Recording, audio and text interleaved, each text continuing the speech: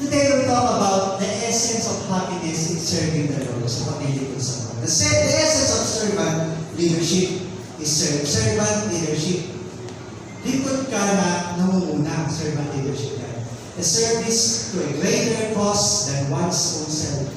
Paglilingkod ng higit sa sarili mo, ito tayo na naglilingkod ka na, kumbaga, more than yourself is a servanthood. Sabi Jesus taught about the servanthood in the Gospel of John. We'll talk about that. Nung ako, sabi ni Jesus, kung ako nga Panginoon at guro ninyo ay nagugas ng mga paa, dapat din inyong hugasan ng mga paa ng isang isa. The wash of the feet, di ba? At binigyan niyo po kayo ng halimbawa upang inyong tularan. Pakatandaan ninyo, ang alipin ay hindi nakaligid sa kanyang Panginoon. Hindi ang sinugo kaysa nagsugo sa kanya. Ngayon alam na nito, pinagpala kayo kung di gagawin. About servanthood, paglilingkod. So, ang paglilingkod ay inuutos sa Panginoon. Diba? So, ngayon alam na nito, pinagpala kayo kung ito yung gagawin. There's a command. If you will do this, you will be blessed. Meaning, ang paglilingkod ay may pagpapala.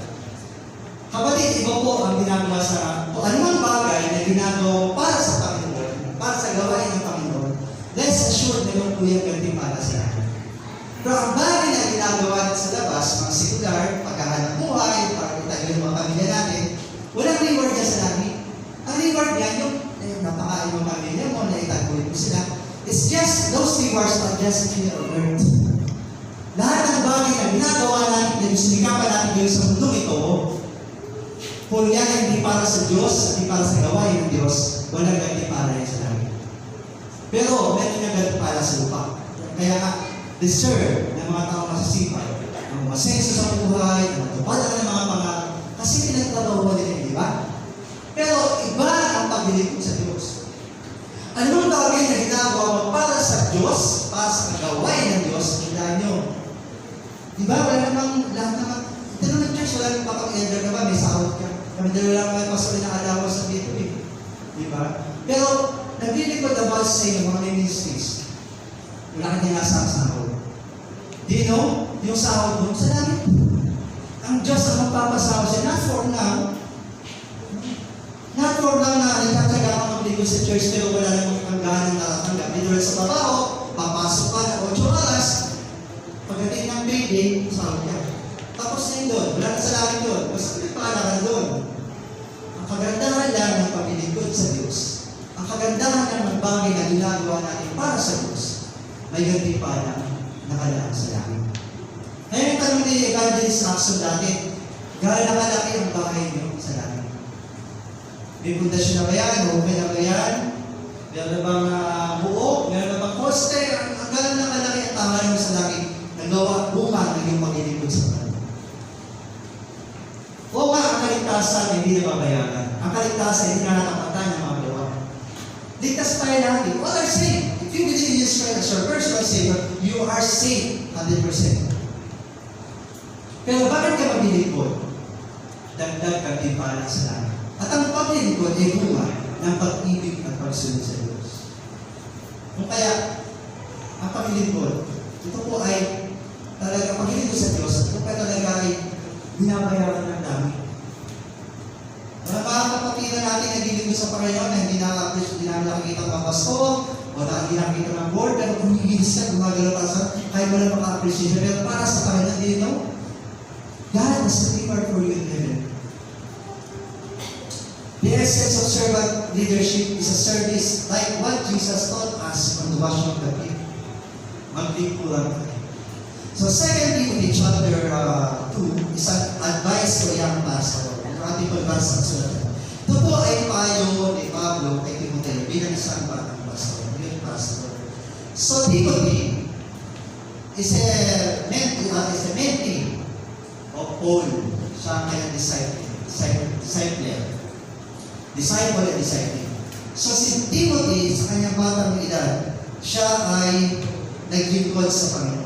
At ito, narito sa kanyang mother in faith, si Pablo, na siya nagpapakay sa kanya. Paano ba ang maglingkod ng masaya sa kabila ng hirap paglingkod? As I've said, I've always said, walang batang nangarap maging pastor. Kahit kami mga pastor, ano So, hindi namin choice to.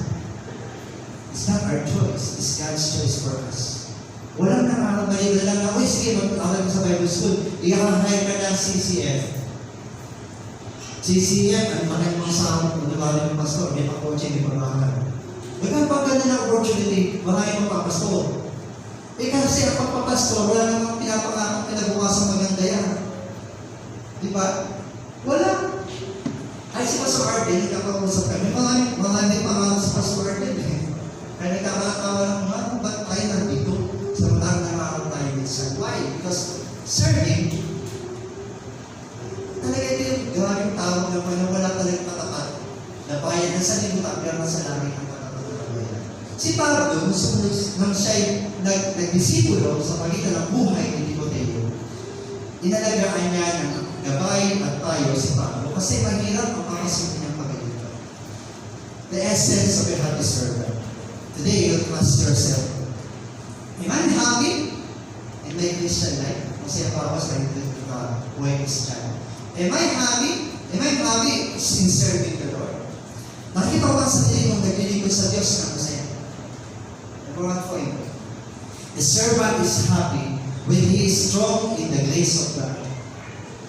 Ang isang lingkod doon ng Diyos ay masaya kapag siya ay mabibay dahil sa biyaya ng Diyos. So, nag-rush siya. Na dahil sa biyaya ng Diyos, siya ay napapibibay. Sabi ni Pablo kay Timoteo, you then, my son, be strong in the grace that is in Christ Jesus.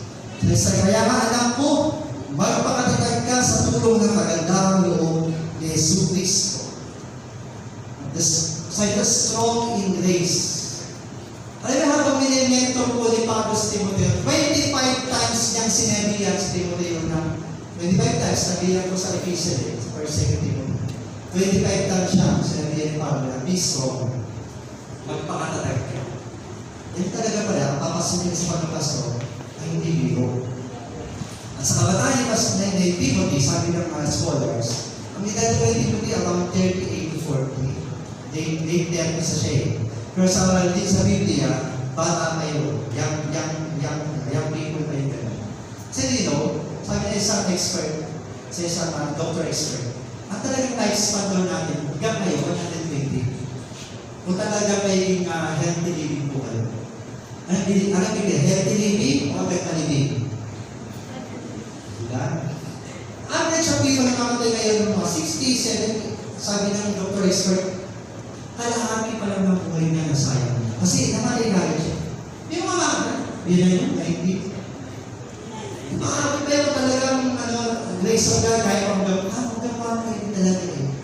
Kaya sa Bible times, yung 38 or 40 years old ni Timothy, bata pa siya talaga. Kaya sabi niya, yung pastor.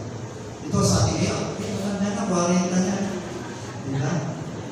Pastor, 52 na, tanda na niya. Huwag sa Bible, bata kami. Sa Bible yun. Kasi tinitignan ng Biblia, ang average lifespan ng pastor natin 20. Kaya sa ating katakbo ng ating pamumuhay ngayon, maghilig-hilig nyo sa mga pagkain na sarap. Diba? Pag healthy pa kayo, dami sugar mo. Coke kayo dyan. Nag-coke din naman ako. Occasional na. Pero hindi yung hindi sa atin yung coke. Pag ngayon sa akin na may coke tayo dyan. Cheat day. Pero hindi ako ako di mo bibili na po. Hindi po. Ano rin po kayo yung hindi ako bibili? Naging dahil makandaan sa mga masobi. Pero kapag dinaisip talaga, alam po, tubig yan ako. Diba? Nakakikita niya ba sa YouTube yung po? Sa bote lang? Grabe, pag siya, nagkituran niya sa sobrang, yan ng sugar. Yung building, mga young people, patumbas yan, sa tirahan hindi na masumay. Building. Tapos yung pearl na yun, hindi ko natutunan. Nauwi ko niya sa bitukan niyo. Yung building. Sige, yung building pa mo. Okay. Diba? So, saan pa tayo? Okay, strong yung grace. Maging matibay sa biyaya ng Diyos. Yung matatagal na Diyos. Kasi nakita naman ni Pablo na si Timoteo, marami siyang papasukin. So, be strong. This was important encouragement. Paul knew that Timothy would be strength. Alam ni Pablo na kailangan Timoteo ng lakas, ng endurance, yung pagtsatsaga to fulfill the calling God gave him. Alam kasi Pablo na kung sila na mga bata nila, papasok, yung pag-iikot sa pakya, pero kailangan siya lagi sabihin na magpakatatag ka, magpakatatag. So, be strong in the grace of God. Okay, a servant is happy, pangalawa, when he disciple others. Number one, the happiness of both. Masaya siyang nagdisipulo sa magitan ng Timoteo. He's happy to disciple others. Sabi sa verse natin, and the things you have heard me say in the presence of many witnesses, and trust to reliable people who will also be qualified to teach others. Sabi sa Tagalog niyan, ang mga narinig sa akin, yung tayo, sa harap ng maraming saksi, ay ipagkatiwala mo rin sa mga taong may katapatan at may kakayahan magturo naman sa iba. Dito masaya ginagawa ni Pablo ang pagdidisipulo. Discipling others is happiness. The way I feel in our speaker class. Talagang pag ang speaker, isa sa mga speaker class na kong no-monitor sila, I'm very proud of them. It's because how they serve the Lord with gladness, despite na ang hirap mag-prepare ng sermon. I'm their mentor, and I'm so proud and happy because masarap mag-disipulo. Do you know there are people who are your teachers, mentors, and pastors who are full of insecurities? Ayaw nila mag-train ng tao kasi posibleng madaling pa sila. Hindi mo naisip yan. Mas madaling ako, mas okay. At least ako nag-mentor sa tao magaling na to. Do you know that discipling others is happiness? The same way to ministry helps. Discipling your ministry team na maging effective siya sa kanyang mga ministeryo, it is happiness. Ang pag-ilig sa Panginoon, as I said, most of us are volunteers. Most of us are volunteers. Walang pinangakong ganansya, benepisyo ang FCF na bigyan kayo ng SSS pag naglingkod kayo dito. You are just volunteers to serve the Lord without pay. Ang katatak nun, yung inaasahan mong gantimpala, pero hindi eh. Kahit ako hindi inspira ng pala eh. Yung ginagawa kong masaya kasi ginagawa ko ito para sa Panginoon. If you're happy doing this for the Lord, yun ang yung essence ng happiness. Yung bonus sa sabay ko sa langit na naiikot mo habang nililingkod ka sa lupa para sa Panginoon. Ano na yun eh? It's a surprise. It is soon to be surprised. Soon reward yun eh. Ang masarap na paginagawa ng paglilingkod, na habang naglilingkod ka, masaya ka dahil alam mong ginagawa mo para sa Panginoon. At naging masaya kami ng dahil sa paglilingkod na ginagawa mo. This is the essence of happiness.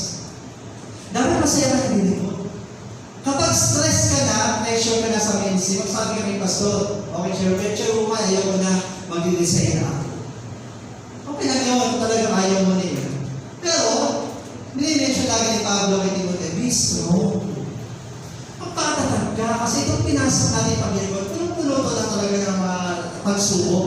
Kasi, ang Diablo, nanggagalain niya, ay maglilikod na to. Magko-comment na to, sandali. Gagawa sila ng paraan para matinag ka eh. Kaya sabi lagi ni Pablo kay Timoteo, be strong na, magpakatatag ka. Kasi papasukin pa rin talaga. Kailangan, be happy. Despite of our struggles, dapat makita mong ang sarili mong masaya na nililingkod sa Panginoon. Kasi maging masaya sa paglilingkod sa Panginoon. Imagine, kami ni Pastor, for 12 years, twice a month kami nag-English, doon pa yung mga Bible study, serve, saka prayer meeting. Email lang kung USB, imagine, nasa more than 300 messages na siya. Kasi po, Lord, ginatahan ka lang niya yung ako sermon. Nakasave lahat yun. Never si Lord, because of your grace. Nagawa ko po. Meron siyang happiness, thank you, Lord. Minsan nakakasawa, minsan nakakapagod, pero every time I prepare a sermon, Monday pa lang, I enjoy the presence of God, whose revelation sa mga sermon na yan. Kasi kapag hindi mo in-enjoy, dahil na dumating ka sa point na, siyempre, kayo mo ng particular week na ako ang Bible study, ako pang speaker Sunday, ako pa nag-message ng set ng online prayer. Stress ako. Ano ba yung unahin nito? Alam niyo ba? Sa message preparation, unit focus eh. Hindi kailangan dito tatlo message, kaya kasi hindi nga ako mag-assign. Nakakaawa naman si speaker, tatlo ka ng kanyang topics. Hindi may quality eh. Dapat sa panatapos, 1,000 niya pinagugulayan. Kasi grabe, ang pinapakihan niya ang Panginoon sa isang sermon sa loob ng Sunday. Pero tatlong topic, kahit si Lord nalilito, sandali, ano ba pinag-usapan? Yung joy mo ba, yung happiness, o yung pain na pinag-usapan sa paksa?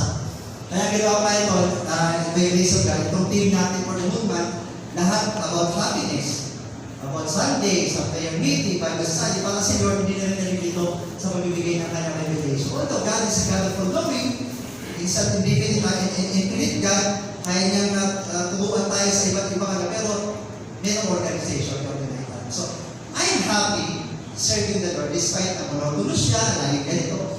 Pero I'm always looking forward. Standing before the church is a privilege. And I'm looking forward that speaking the word of God through my lips is a privilege. I'm the mouthpiece of God. Proven. If you're speaking on behalf of the Lord, do you know you're not the one who speaks? It is the Spirit of the Lord speaking. Ilang beses ako ng privilege. May mga sinasabi ko na Biblis ako, hindi ko naman sinasabi, hindi ko naman inisip yun. The wonders of God's Word. Na mismo may katawang nakakarakay siya, nagugula siya, sa lumalabas sa kanya mga labi, hindi ko naman talaga sabihin ito, the Spirit of God. I proved that. Na kapag tumatayo kami dito, ang Panginoon na nagsasalita. Sinisingita namin yung mga salitang tao. Pero every time, yung revelation ng Lord, ito anak, ang tabi mo. Ito anak, ang gusto mo sabihin sa iglesia. This Sunday, Lord, ano ba gusto mo sabihin sa iglesia? This Sunday, the Lord is speaking to you right now. Please be happy in serving the Lord. Please be happy in your Christian living. Seek a place. Seek a job. Seek a ministry that you can see, you can serve the Lord. Na makapagpilitan ng Panginoon. Isang bahagi ng paglilingkod natin ay ang pagtangkilik sa iglesia. God gave us this facility. It's so beautiful. Amen? Do you appreciate God's blessing to FCF? It's so beautiful. One way of serving the Lord is preservation and taking care of these facilities. Ayaw ko kanisi na may time to time nakikita kami ni Pastor yung masira, yung mga out of, mga negligence. Nakakaway kasi pinaghihirapang ipunin ang pondo na hindi po nandiyan sa mga tao para mabuo ito. Tapos yung mga tao careless. Hinihiyaan ko sa antahan. Diba? Please, be appreciate of God's blessing. Pag may nakita kayo, halat, may nakita kayo, sila. Ano, diba? Nakakatawa, kanyang effort ng board, kanyang effort ng mga magawas. There are people who are negligent. Hindi natin ang church. May mga nawawalang gamit. I'm not saying they are minimum kanakaw, pero it is out of carelessness. Diba? Please, one way of serving the Lord is making this church organized. Diba? So, mahalin natin yung binigay sa atin. Imagine, there are churches who started, simula pa lang, nasa ilalim lang ang puno, may tent lang sila, walang electric fan. But you are, every Sunday you're sitting down comfortably, listening to the word with aircon. So appreciate God's blessing and be happy with what you have. Diba? So one way of serving the Lord is, please take care of our church. Number 2, a servant is happy when he disciples others. Kung magkakaroon kayo ng desire to teach people, kumuha ng mga tao pwede yung turuan, alam niyo nakapagpapasaya yan. So si Pablo, sabihan siya ng Panginoon na si Timoteo, sabihan siya ng Pablo na disciple others, ibinigay sa iyo ang calling na ito, ibinigay sa iyo yung paglilipod na ito, hindi para sa sarili mo lang yan, para i-share mo sa iba. Ganyan. Timothy heard many Bible studies from Paul, based on verse of Paul, and the things you have heard from me. So Timothy heard many things, Bible studies from Paul, and shared much of that with the apostles in personal discipleship. More or less, FCM are 150 members. Those who are attending prayer meeting and Bible study is halfway or 10%. Besides sa Bible study, tulad na kami, pag umabot ng 15-18, masaya na ako. Pero masaya talaga kahit more than 10. But at least meron mga kami. What I'm saying is, if you want to serve the Lord, you got to be effective in serving the Lord. Seek the Word of God. Magpatulog ka. Maging malalim ka sa salita ng Diyos. May mga programa, iglesia. At least don't neglect it. We're doing this for the Lord and for you. For you to be equipped. Dalawang beses na po isang buwan ng Bible study. I don't know what you're doing that time. Baka mga teleserye pang pinapanood mo. Imagine, sa course lang po yun. 15 minutes pa, nag-alam mo pala kami, 15 minutes, may gigs pa ako. Para di maingay. Pero in that 1 hour, or less than an hour, kinocompact po ang Bible study. For the people to know, to be mature in words of God. Diba, ang struggle, isang part ng isang pastor ko lang. Diba, lalo ngayon online, yung nag-google ka tapos lahat malakot kami, natin mo lang, hindi po, pero nasanay na ako sa Bible study. Pero simula, sadya ako salita, wala naman pamiti ko, kaya ako, baka naman sa mga patay mga kausap ko. Pero wala, nag-struggle ang hirap. Grabe, isang libo kong prepare Bible study, tapos isang oras ko lang i-discuss, tapos wala akong na feedback sa mga tinuturo. Ano nangyari? Okay na ba ginagawa? Sa Lord, tuloy na. Ang sabi ni Paul dyan, in the presence of many witnesses, to entrust to reliable people, God says to me, hanggang yung mga faithful na taong nakikinig, be strong, magtyaga ka. Do you know, those people who are attending my prayer meeting, sila din ang Bible study. Not said those are people who are reliable and faithful. I'm not comparing. I'm just saying the truth. Seek yourself. Am I faithful to the Lord?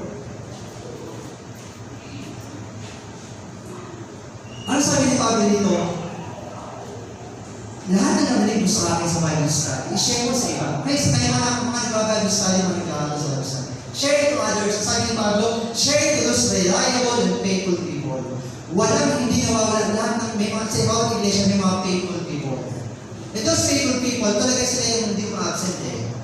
Kaya sa isang mga magagawa tulad namin, mga ilan na sila, pero solid eh. Sigurado hindi masisiro ang isang gawa eh, dahil mga taong faithful na to. I encourage you people, please be part of those faithful people. Ang hirap sumutok na wala kang tinatamaan. I'm not saying gusto namin kayo sutukin. Meaning, ang hirap gumawa na hindi mo alam na dapat meron pang abutin pero hindi mo makabot kasi sila mismo ay ayaw lumapit. We are pressing towards to make the church mature. Pero may mga naiiwan. Is it our fault? Kasalanan na pastor kasi kaya hindi dumadami. Kasalanan na pastor kasi mga hindi makayo. Don't see the fault of others. See yourself. Am I a good contribution to the church? Ba't kaya kami nila walang nadadagdag? Kasi sila pastor, hindi naman si mamayo. When Jesus Christ was discipling, hindi naman si Lord ang naging makayo, kaya mag-isipon. There are people who were people. Diba si Pedro, ba't siya nakalala sa Panginoon? Director siya ng kapatid niya si Andres. Hindi naman siya director kinabot ng mga disipulo. So there are people who help people. Okay? Ang hirap naman kami na nag-teach dito, pumunta pa kami doon. Nakita ko na sa church, tuturuan kita. Let's help. Bilang iglesia, tulungan tayo pa rin na. Invite lang kita, hindi mo kaya mag-preach, hindi mo kaya mag-share, mag-invite ka lang, tapos pakawalan ka ni pastor. Honestly. So ano yung serving? Not necessarily matutunan ka na paano mag-preach o Bible study. Just invite. So ano yung serving? Diba? So, it is our desire, it must be our desire to serve the Lord with gladness. Dapat masaya ka natin. So, commit this to faithfulness. Mga tao doon tapat, hindi naman nauubusan, hindi naman nawawalan. So, servant is happy when his disciples are in. And who will also qualify to teach others. Yung teach one, bring one, teach one. Bring one, teach one. So, ibig sabihin, ang goal ng ating mong paglilingkod, ang pagparami, hindi mga tao na tuturo ako, ay magtuturo din sa iba. Diba? Hindi yung kaya-kaya lang. So, meaning, there must be Nagpo-progress siya. So, ang sa Kristiyano dapat meron kang paglikod. Kung saan tinawag tayo sa ayon sa gusto ng Panginoon. That is why lahat tayo mag-preach, lahat tayo mag-pastor, lahat tayo mag-elder. We have all different way, different gifts, different callings, different talents to serve the Lord. A servant is happy when he suffers for Christ. Ang servant daw, may siya, sabihan siya ay naglilingkod at naghihirap para sa Panginoon. So makibahagi ka sa hirap tulad ng isang mabuting kawan ni Kristo Jesus. Yan. Join with me in suffering like a good soldier of Christ Jesus. This time, Paul mentioned about the three professions of a Christian. Anong profession daw is a Christian? Number one, a soldier. Bilang mga Christian ay daw ay mga kawan. Sabi dyan, ang isang kawan ay hindi nagiging abala sa mga bagay na wala kaugnayan sa pagiging kawan. Sabi, sinisikap niyang mabigyan ng kasiyahan ang kanyang pinuno. Nakadala niya, hindi lang pa ni Pablo, ang isang Christian ang nagiging sa party na sa mga kawan, pulis. Di ba? Di ba mga pulis at kawan, bago maging mga kawan na nagte-training? Yung endurance, sufferings, training nila, grabe pinagdaan ng mga yan, pero hindi sila nag-give up. Kailangan matapos sa training niya, maging pulis o maging sundalo. Di ba? Sila may suffering yun eh. Pero why they keep on going? Ba't sila nakakatulog? Because they are happy with their profession. Kasi pangarap nila mag-pulis, pangarap nila maging sundalo, kahit alam nila na dapat dadaanan ng matinding training bago maging pulis o bago maging sundalo. Di ba? Pero, tinuloy nila, hindi namin sila. Why? Because they are happy. Masaya sila gawin. Gusto nila. Dahil yun ang profession gusto nila. Sa isang Kristiyano, ganito dapat. Handa kang maghirap para sa Panginoon. We're not promising you prosperity. We're promising you a Christian life full of joy, like a bed of roses, hindi kayo ng Christian life. Diba? Para makita nyo, nakapagilito sa mga hindi ng pangako sa mundo, pangako sa kalangitan. Kaya kayo ng FCF members are not fond of prosperity. Diba? We're teaching you how to be satisfied, how to be contented in the grace of God, na hindi kailangan makuha ang lahat ng luho ng sanlibutan ito at masabi matagumpay na Kristiyano. Diba? We must live in contentment according to the grace of God. Sa ito dahil the soldier of Christ and the athlete. Pinakita ito ang buhay doon sa Kristiyano at yung atleta. Sports. Di ba ng mga athlete? Grabe na kailang training. Sa Kristiyano, we must undergo training. You want to be equipped? You want to be a mature Christian? Go on training. Nag-o-open naman. Meron tayong last 2-1. Binibenta ko po. So, please everybody's welcome for the Lord. Just every second Sunday, 1 hour. Amen. Pagtapunod mo kayo sa Panginoon, upang ikaw ay matuto at imanin. Ginagawa yung iglesia para sa kapakanan mo, upang ikaw ay lumago, upang ikaw ay matrain tulad ng mga soldier at atleta. So, a soldier is an athlete playing by rules. Ang atleta daw, lumalago yan according to the rule. They are according to training, competence, and they work hard and strive ang athlete. The same way with Christian life. Bilang Kristiyano, we should undergo training. Diba? Sa'yo, kung ikaw ay taong sensitive, medyo magpatrain ka, kailangan ilisin para matrain ka. Gano'n, di ba? We are under the bed, di ba? They know everyone is under construction. Ako talaga inaan ko, under the bed, tayo, kakakit mo yun. Pero, Lord, this is training. Tinatawag na, character test. Kasi kung meron kang character na hindi gusto ng Diyos, i-test niya yan. Yan ang training sa'yo. Ano ba yan? Alam na naman makapuloy ka, malaki ka mo. Ginagawa ng ganito. Kasi ba? Doon ka niletoy naman. Huh? Ano ba yan? Alam naman walang-wala ako tapos ng mga ganito ka. God is testing us. Is training us. Patay mga atleta eh. Natumatakbo sa isang takbuhin ay meron tayong pupuntahan. We are running race of faith. Para nagpatakbo tayo sa takbuhin pananampalataya. Atleta. Sa Biblia, maraming ilan si Pablo dyan. Na mga atleta, yung track and field. Ito yung meron pa verse na kami yung boxing at saka wrestling. Meron verse yan. So, si Paul, nakita niya, Christian living is to be happy, is to be trained. Na parang maging masaya, train ka. Dito, kapag katapos sa training, at siya, ano nakita niya? Happy. Kasi may fulfillment ka, na-train ka. Pangatlo, sabi, hindi maaaring ganun palaan sa manlalaro, kundi siya naglalaro ay sa mga nagtutulong. The same way we are Christians, we have rules. May rules kaya sabi sa ibang Kristiyano. Ang buhay Kristiyano ay mga restrictions, not like secular, di ba? Sa class 201, meron dyan part 3 and part 4 discussion about Christian ethics. Christian ethics talk about the Christian living, mga bagay na dapat hindi na pinapaniwalaan ng Christian. Mga bagay na dapat hindi na ginagawa ng Christian. Discuss ito. For us to be equipped, for us to know who we are in the sight of God, hindi tayo pagsalibutan. We have a restriction. That's one way of training. Inaalam natin, Lord, ito pala ayaw ng Lord. Lahat pala hindi ito.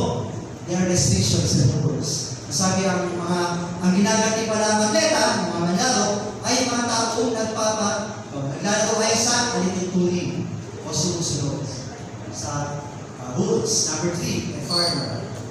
Ang Kristiyano daw masaya ay tulad sa magsasaka. Diba? May mga taong nabuhay, sinilang na magsasaka, namatay na magsasaka. Bukod din sila naging masaya, o there's wala silang choice, dahil magsasaka sila.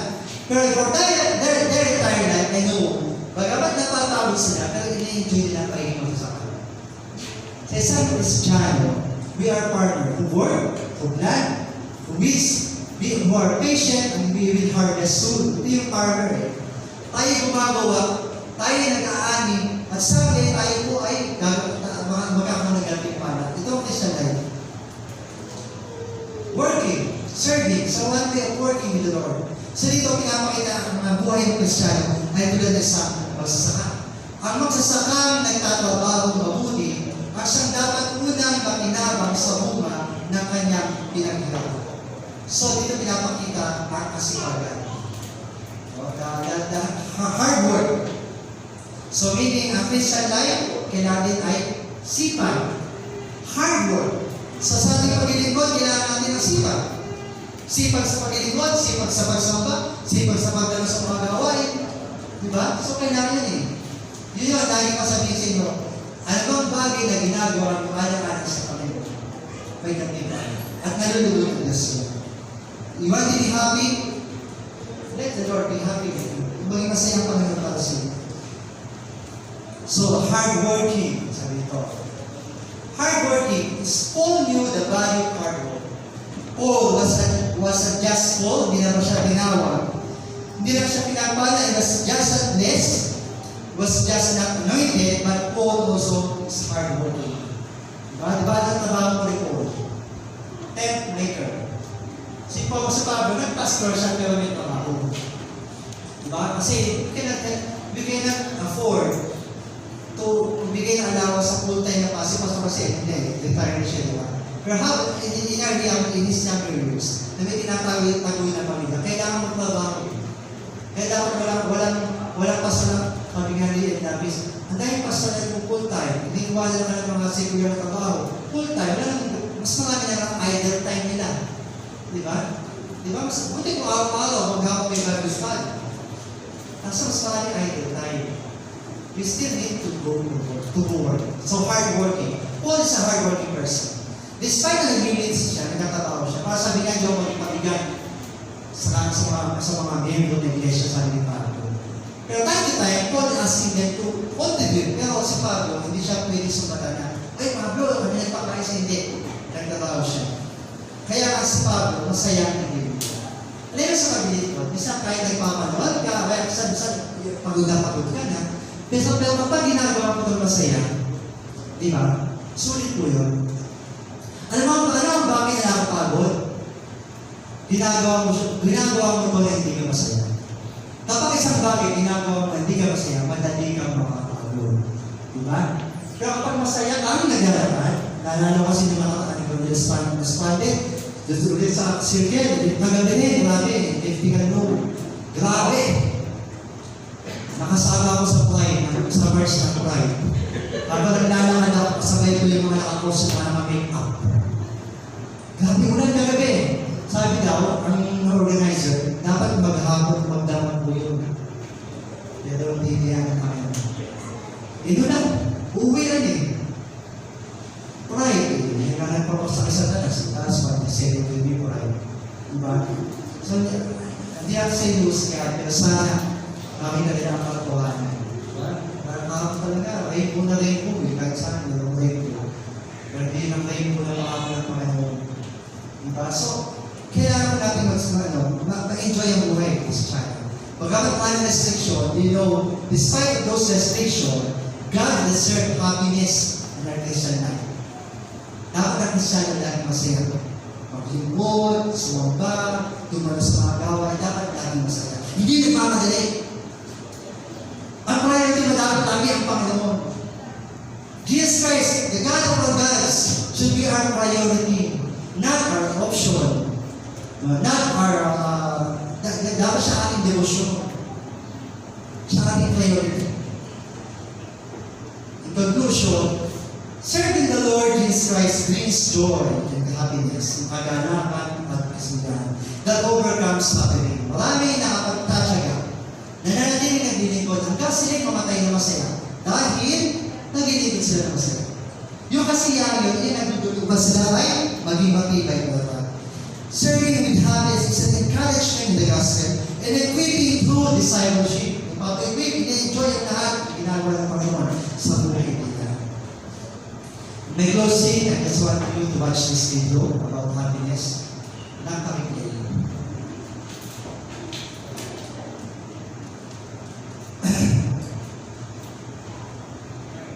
Alam ba ninyo na mayroong mga research at mga psychologists sa benepisyo na gagawa ng pagiging mapagpasalamat sa ating mga katawan.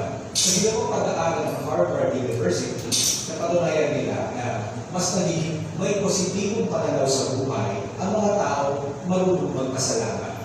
Isang pag-aaral din ginawa ng isang psychologist sa Pennsylvania University at natuklasan niya na mas mataas sa happiness score ang mga taong grateful. At kung masaya ang mga tao ng pagpasalamat, meron pa itong dagdag na benepisyo sa ating mga katawan. Ayon sa mga health studies, nababawasan ng 26% ang panganib ng pagkakaroon ng sakit sa puso kung tayo ay masaya. Nakapagpapalakas din doon ito ng ating immune system, nababawasan ang ating stress, at natatanggal din po ang ating mga kabalisahan o anxiety. Kaya pagising sa umaga, bago tulog, o kaya kung ano man ang ating ginagawa, huwag natin kalimutan magpasalamat sa Diyos dahil sa kanyang mga biyaya sa atin sa araw-araw. Sana may natutunan po. Yes, yan po yung conclusion ng aming Bible study on Friday. Being thankful. Kapag daw thankful ka, ang bunga doon ay masaya. Iba po yung masaya ka, kaya ka masaya. Ayun, sabi, Lord, salamat kasi may blessing. Yun yung nagpasalamat kasi, yun yung masaya siya, kaya siya nagpasalamat. Pero iba po ang konsepto ng Biblia. Iba ang konsepto ng Panginoon. Kapag kapagpasalamat ka, magbubungay ng kasiyahan. Ibig sabihin, being thankful for what we have, or lahat dyan, maging masaya ka, magpapasalamat ka, magbubungay ng kasiyahan. Huwag kang maging masaya dahil lamang. Huwag kang nagpapasalamat kasi masaya ka. Ay Lord, salamat. I'm in love. Salamat. I'm blessed. Salamat. Meron kaming blessing. May combination. No, kaya ka salamat dahil masaya ka. Magpasalamat ka para maging masaya ka. Yan ang sabi, secular blog about happiness. Same with us sa mga Kristiyano, mga anak ng Diyos. Please, save yourself from God and be happy. Happy serving. Okay, with ang mga sa mga kapatid, palapakan. Let's go.